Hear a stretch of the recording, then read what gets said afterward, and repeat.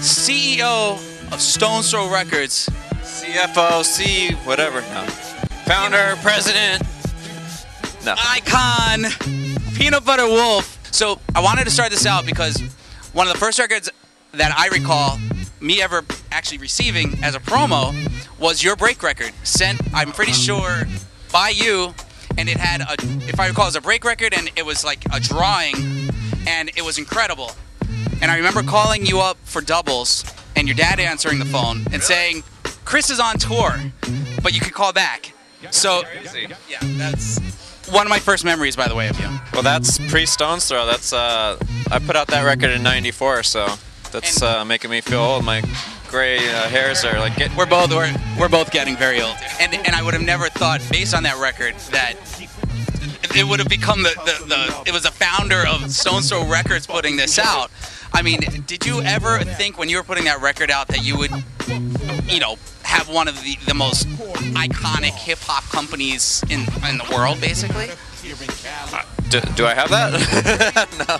Not to boost your ego too much, but I'd say most people would agree. Yeah, no. I mean, you know, like when I was really young, I actually wanted to start a label, like when I was like 15, and then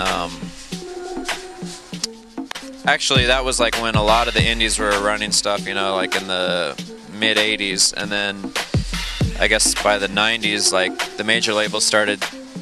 By that time, the major labels knew what they were doing, and you know, you could have like labels like, I guess, Jive RCA putting out Tribe Called Quest, and you know, almost going platinum with it and stuff like that. So they were putting out quality music and still like reaching the masses with it. But by I guess by the early 90s or mid 90s, it just started getting real whack, and that's why I started Stone's Throw. You know, it was, but really that was the time, like I guess Fondulum and, you know, Raucous had just come out. We all kind of came out the same year, and I mean, I'm just glad, like you said, like that we're still putting records out, and I'm still DJing, still making music my career and my hobby and my life. So back to Stone's Throw, I mean, what do you think Charisma would be?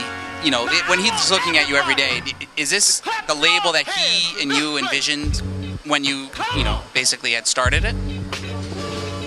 That's a tough question. Like when I was with Charisma, like I was really not even thinking about doing a label anymore. I mean, you know, I guess I wanted to do the label as a kid, and then when I met Charisma, I didn't want to do the label anymore. I just wanted to be an artist, and really, like, my career was just Charisma and Peanut Butter Wolf, you know, to infinity, like. And but after he passed away, you know, I knew I didn't want to be in another group. I wanted to really like end that chapter of my life, I guess, and that's really where the idea of doing the label kind of came back, I guess, eventually, you know.